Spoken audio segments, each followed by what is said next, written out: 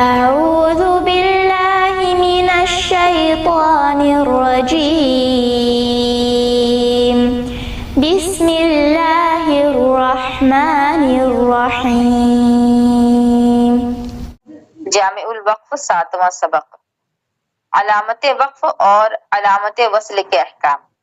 ابھی چھٹے سبق میں ہم لوگوں نے وقف کے بارے میں پڑھا تھا کہ وقف کہاں کہاں کرنا ہے، کہاں نہیں کرنا ہے۔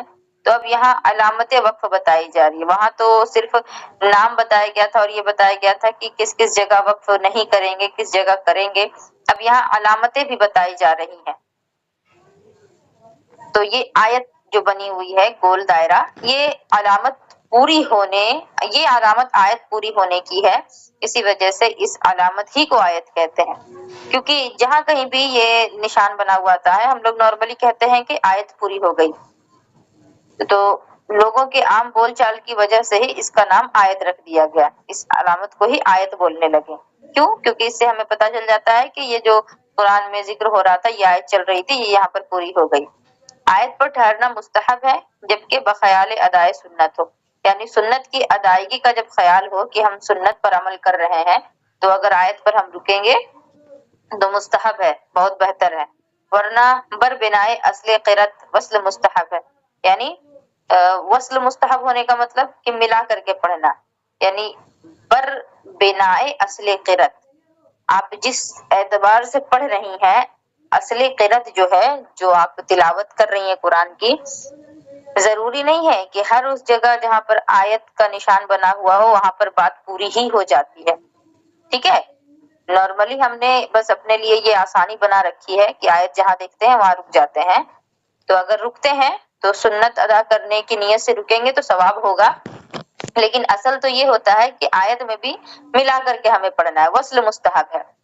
اس لیے کہ آیت لغرض الوقف نہیں، یعنی آیت جو ہوتا ہے یہ وقف کرنے کی وجہ سے نہیں ہوتا ہے، اور اگر کسی جگہ آیت کا ظاہر کرنا ہی مقصود ہو تو ایسی صورت میں وقف کرنا ضروری ہوگا۔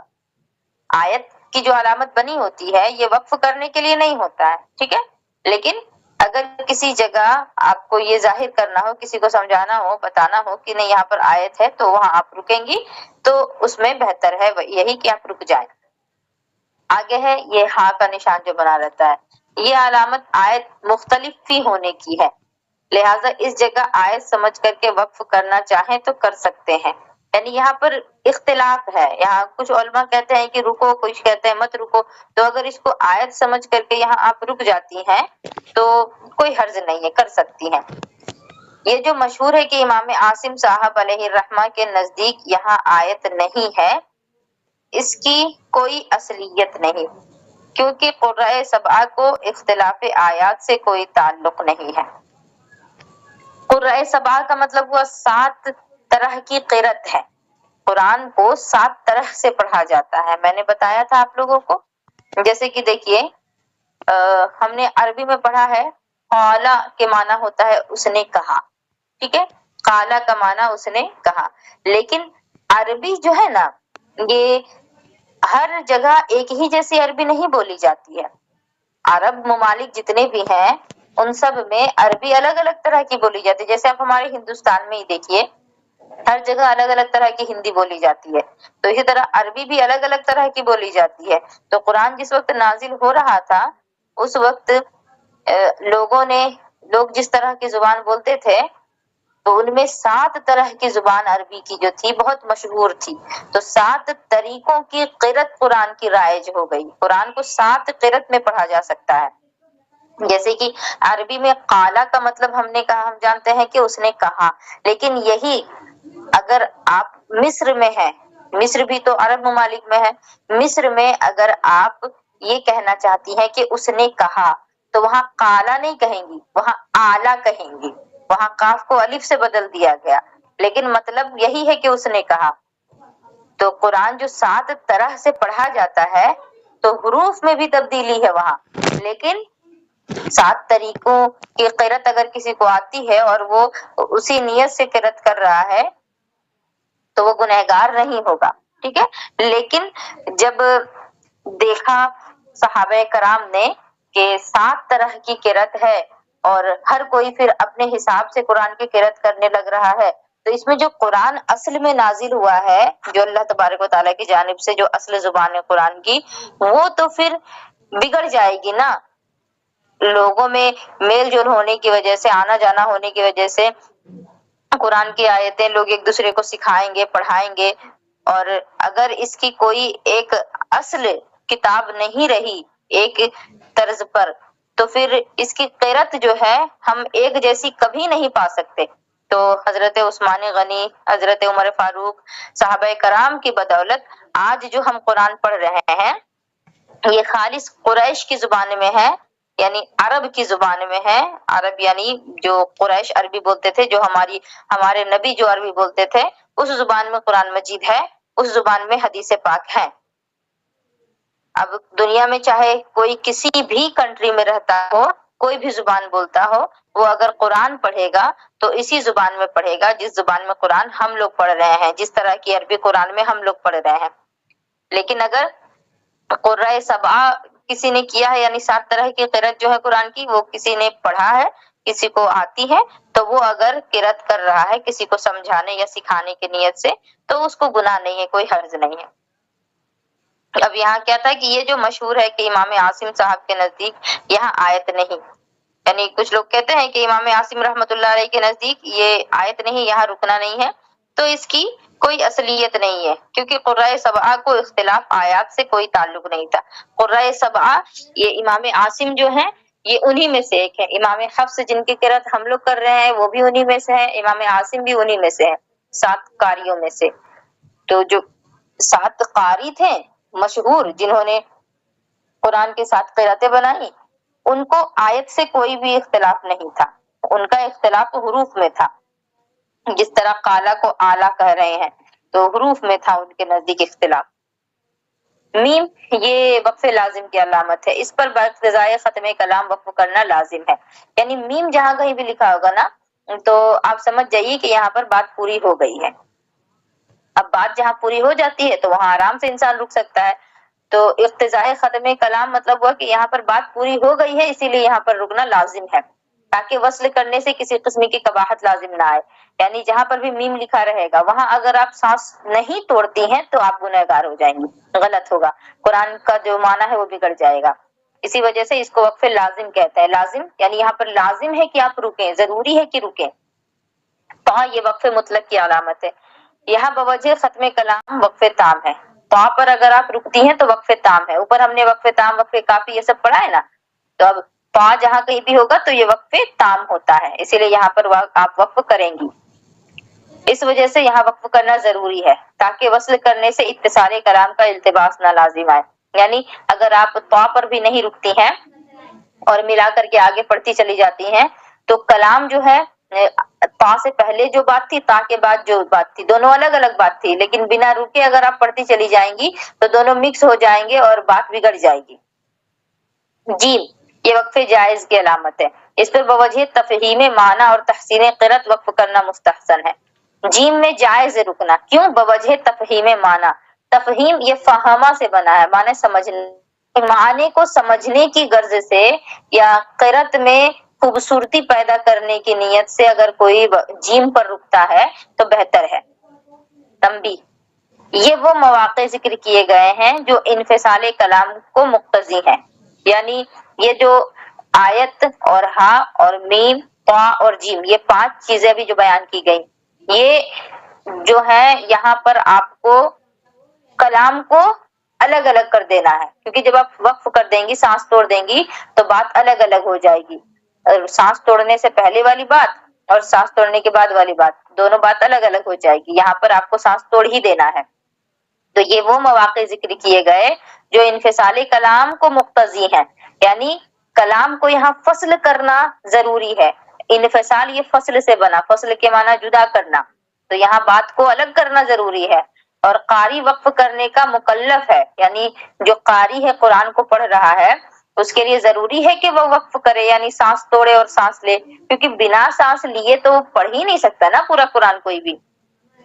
آگے وہ مواقع ذکر کیے جاتے ہیں جہاں قاری کو اختیار ہے، یعنی اب یہاں سے وہ چیزیں ذکر کی جائیں گی جہاں پر قاری کو اختیار ہوگا، وہ وقف کر بھی سکتا ہے اور نہیں بھی، اس سے ابھی جتنا ذکر ہوا یہاں پر کرنا ہی ہے، ٹھیک ہے.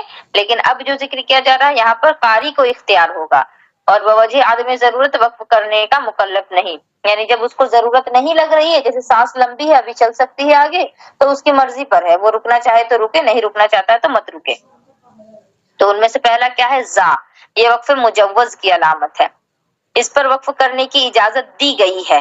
مجوز یہاں پر وقف کی علامت دی گئی ہے، ٹھیک ہے، اجازت دی گئی ہے. وقف قویہ علامت جیم وغیرہ دور ہوں کیونکہ یہ وقف ضعیف ہے. یعنی جب آپ دیکھ رہی ہیں قرآن کی تلاوت کرتے کرتے کہ وقف مطلق ہے، وقف لازم ہے، یہ سب جو ہے ابھی دور میں ہے اور میری سانس اتنی لمبی ہے نہیں کہ میں اتنی دور تک پہنچ سکوں، اور بیچ میں آپ کو کہیں پر زا بنا ہوا دکھ گیا، تو اب آپ زا پہ سانس توڑ سکتی ہے، کیونکہ جب اتنی لمبی آپ کی سانس ہے نہیں اور آپ کو زا دکھ گیا ہے تو یہیں پر رک جائیں، کیونکہ اب اس کو بھی پار کر کے آگے بڑھنا چاہیں گی تو پھر سانس پہنچے گی نہیں اور کہیں ایسی جگہ سانس ٹوٹ جائے گی جہاں رکنا نہیں تھا.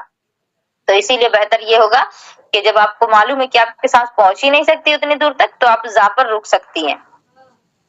اور یہ وقف ضعیف ہے، یعنی اوپر جتنا بھی ذکر کیا گیا ان سب سے یہ کمزور ہے، لیکن جب سانس ہی نہیں جائے گی تو کمزور پر بھی رک سکتے ہیں.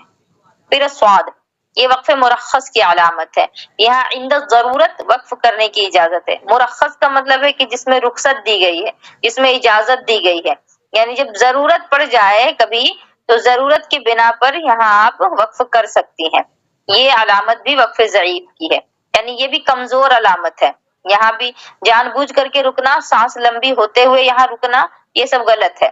سانس نہیں چلے گی، مجبوری میں رکنا جائز ہوگا. قاف، یہ علامت قیلا علیہ الوقف کی ہے، یعنی یہ قاف شارٹ کٹ میں لکھ دیا گیا ہے، اصل میں ہے قیلا علیہ الوقف. تو اس پر وقف کر لیا گیا تو کوئی حرج نہیں، لیکن وقف ضعیف ہے. یعنی اگر اس پر بھی آپ نے سانس توڑ لیا ہے تو بھی کوئی حرج نہیں ہے، لیکن یہ بھی ضعیف ہے. اوپر جو تھا یہ سب قوی تھا، نیچے یہ ابھی ضعیف ہے. یہاں بھی قاری کو اختیار ہے. پھر چھوٹا کاف، یہ علامت کذالکا کی ہے. یہ اگر علامت وقف کے بعد واقع ہو تو وقف کے حکم میں ہے، اگر علامت وصل کے بعد واقع ہو تو وصل کے حکم میں ہے. دیکھیے کاف ہم نے عربی کے قاعدے میں بھی پڑھا ہے، کاف کا مطلب کیا آتا ہے؟ کسی چیز کو کسی کی طرح بتانے کے لیے، ہے نا. جیسے زید کل اسدی، زید شیر کی طرح ہے، تو کاف لگا کر کے پتا چلا کہ زید کس کی طرح؟ شیر کی طرح ہے. تو اب یہ جو کاف ہے کہیں پر آپ اگر دیکھتی ہیں تو اب آپ کو دیکھنا پڑے گا کاف سے پہلے جہاں آپ رکی تھی وہ اگر علامت تھی رکنے کی تو کاف پر بھی آپ رک سکتی ہیں، اور کاف سے پہلے جو علامت تھی وہ رکنے کی علامت نہیں تھی، وہاں رکنے منع کیا جا رہا تھا، تو کاف پر بھی آپ کو نہیں رکنا ہے. مطلب کاف سے پہلے جو بھی علامت گزری ہے اسی علامت کے حساب سے کاف پر آپ عمل کریں گی. بات سمجھ میں آ رہی ہے؟ بات سمجھ میں آ رہی ہے؟ جواب جی باجی. تو یہ جو کاف ہوا اس کا مطلب کیا ہے کہ اس سے پہلے اگر رکنے کا حکم تھا تو کاف میں بھی آپ رکیے، اور اگر کاف سے پہلے تھا کہ نہیں ملا کے پڑھنا ہے مت رکو تو پھر کاف میں بھی نہیں رکنا ہوگا. پھر قاف اور فا یعنی قف، یہ قد یوقف کا مخفف ہے، صیغہ امر نہیں ہے، یہ قف نہیں ہے، ٹھیک ہے نا. قف کا مطلب ہوتا ہے رک جاؤ، جیسے اوپر ہم نے اوپر اور کتابوں میں پڑھا تھا قف و قف، سل و سل. قف و قف کا معنی رک جاؤ، سل و سل معنی سب کو ملا دو. تو یہ قف نہیں ہے بلکہ یہ قد یوقف ہے، یعنی فعل مضارع. اس پر اگر وقف ہو گیا تو کوئی حرج نہیں، البتہ وقف اختیاری بہتر نہیں. یعنی یہاں بھی وہی بات ہے کہ اگر مجبوری میں سانس ٹوٹ گئی ہے تو کوئی حرج نہیں ہے، لیکن جان بوجھ کر کے یہاں پر رکنا یہ صحیح نہیں ہے. پھر صل ہے صاد لام، یہ قد یوصلو کا مخفف ہے، یہ بھی صیغہ امر نہیں ہے، یعنی یہ بھی فعل مضارع ہی ہے. اس پر بنسبت وقف کے وصل پسند کیا گیا ہے، یعنی اس میں آپ کو رکنے سے زیادہ بہتر کیا ہے کہ آپ یہاں پر ملا کر کے پڑھیں. جو اوپر یہ قف اور اس کے بعد جو سل ہے یہ دونوں ایک دوسرے کا بالکل اپوزٹ ہے، وہ قد یوقف ہے اور یہ قد یوصل ہے. اور ہم وقف اور وصل کا مطلب جانتے ہی ہیں، وقف کا مطلب ہے رکنا اور وصل کا مطلب ہے ملانا. तो कद यूकफ पर अगर आप रुक गई हैं मजबूरी में तो कोई हर्ज नहीं है, लेकिन कद यूसल पे आपको नहीं रुकना है। तंबी, वक्फ और कफ और सल ये दोनों भी अगरचे वक्फ अज़अफ की किस्में हैं। अब देखिए यहाँ वक्फ ज़ईफ नहीं, वक्फ अज़अफ कहा जा रहा है। ये इसमें तफजील के वजन पर आया, अफअल के वजन पर, अज़अफ यानी ज्यादा कमजोर। वो तो ज़ईफ था ऊपर का जितना था, और ये दोनों ये जो है ये अज़अफ है, यानी ये और भी ज्यादा कमजोर है। ठीक है, तो ये दोनों वक्फ अज़अफ की किस्में हैं, लेकिन इन दोनों में ये फर्क है कि कफ बमुकाबिल सल वक्फ राजे है, यानी कफ के मुकाबिल में सल है। ये दोनों एक दूसरे का बिल्कुल अपोजिट है। वक्फ राजे है और सल में वस्ल राजे है, यानी कफ और सल ये दोनों अगर आ जाता है तो कफ में रुकना बेहतर होगा और सल में मिलाना बेहतर होगा। राजेह का मतलब है कि बेहतर होगा। कफ और सल ये दोनों एक दूसरे के मुकाबिल हो गए, अपोजिट हो गए। कफ आता है तो यहाँ मिला करके पढ़ने से बेहतर है कि आप रुक जाइए, और सल आता है तो यहाँ रुकने से बेहतर है कि आप आगे मिला करके पढ़ते चले जाएं।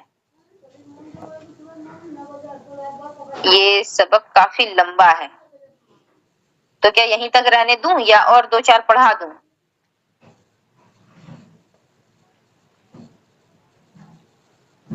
जवाब दीजिए, यहीं तक रहने दूं या 2-4 पढ़ा दूं? बाजी लाम और काफ लाम वाला और पढ़ा दो। ठीक है, देखिए स्वाद लाम या ये क्या है? ये अल वस्लो औला का मुखफ़फ़ है। अल वस्लो औला का मतलब होता है कि यहाँ मिला करके पढ़ना ज्यादा बेहतर है। अल वस्लो औला ये अरबी का जुमला है। वस्ल का माना मिलाना, औला के माना ज्यादा बेहतर। तो अल वस्लो औला इतना लंबा लंबा अगर बीच बीच में आयत के लिखा जाता तो हम लोग तो यही समझने लगते कि ये भी कुरान में ही का कोई लफ्ज है और उसको पढ़ते चले जाते। तो इसीलिए इसको शॉर्ट कर करके छोटा छोटा कर करके बीच बीच में दिया गया है, ताकि लोगों को पता चल सके कि ये अलामत है, या तो रुकना है या तो नहीं रुकना है या तो सकता करना है, ये सब अलामत है।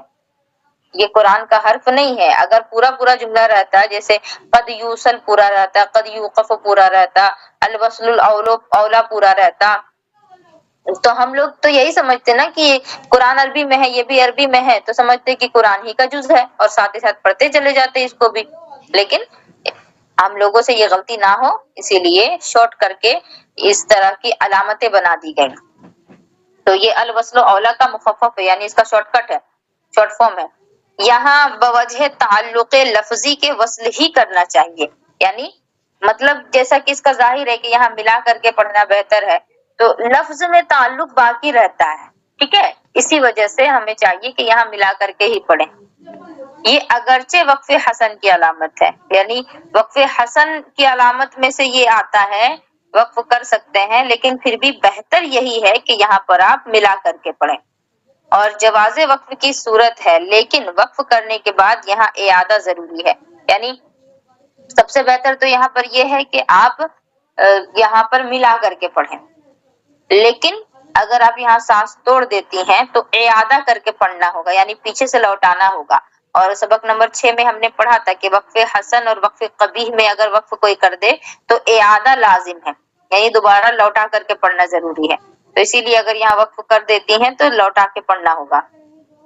लाम अलिफ, ये लाम वक्फ अलैहि, ये ला वक्फा अलैहि की अलामत है। ये लाम अलिफ जो है ला वक्फा अलैहि, मतलब कि यहाँ पर मत रुको, ला वक्फा अलैहि, यहाँ रुकने से मना किया जा रहा है, तो इसी को शॉर्ट करके सिर्फ लाम अलिफ लिख दिया गया। और वक्फ कबीह की अलामत है, यानी बुरा है, यहाँ पर कोई रुकता है तो बुरा है।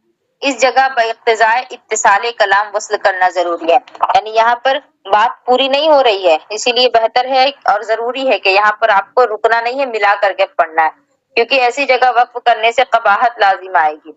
इसी वजह से इस पर वक्फ नाजायज है, क्योंकि यहाँ अगर आप रुक जाती हैं तो माने में फसाद हो जाएगा। आपको जैसे मैंने मिसाल एक दी थी कि अगर टीचर अपने स्टूडेंट से कहता है उठो, तो वो खड़ा हो जाएगा, लेकिन उसको बोलना था उठो और उसने कह दिया उठो मत, बैठो। ठीक है, तो उठो मत पे उसने सांस तोड़ दी तो इससे क्या पता चला कि स्टूडेंट को बैठने का हुक्म दिया गया है, उठो मत बैठो। अगर ये कहा जा रहा है तो क्या समझ में आ रहा है? बच्चा तो यही समझेगा ना कि मेरा टीचर मुझको बैठे ही रहने कह रहा है, लेकिन टीचर कहना उठ जाओ, तुम खड़े हो जाओ, तो यहाँ टीचर की गलती है, बच्चे की तो गलती नहीं है। इसीलिए हम लोगों को भी समझना होगा कि जहाँ पर वक्फ करने का हुक्म हुआ है वहीं पर रुकेंगे, जहाँ मिला करके पढ़ना है वहां मिला के पढ़ेंगे, वरना माने में फसाद पैदा होगा। फिर काफ लाम अलिफ, इसका क्या मतलब है कि ये वक्फ मुख्तलिफ फी की अलामत है, यानी यहाँ पर भी इख्तिलाफ है उलमा के नजदीक कि वक्फ करना है या नहीं करना है। और कीला ला वक्फा अलई का मुखफ़फ़ है, ऊपर लाम अलिफ जो था ये ला वक्फा अलई का तखफीफ किया हुआ था, ला वक्फा अलई का शॉर्ट फॉर्म था, और ये काफ लाम अलिफ ये कीला ला वक्फा अलई, यानी कहा गया है कि वक्फ मत करो, यहाँ पर इसका शॉर्ट फॉर्म है। इस जगह वक्फ ना किया जाए तो बेहतर है। जिनके नजदीक यहाँ वक्फ मोतबर है उनके नजदीक इयादा ना होगा। अभी हम बताइए ना, मुख्तलिफ फी मतलब होता है कि जिसमें इख्तिलाफ है।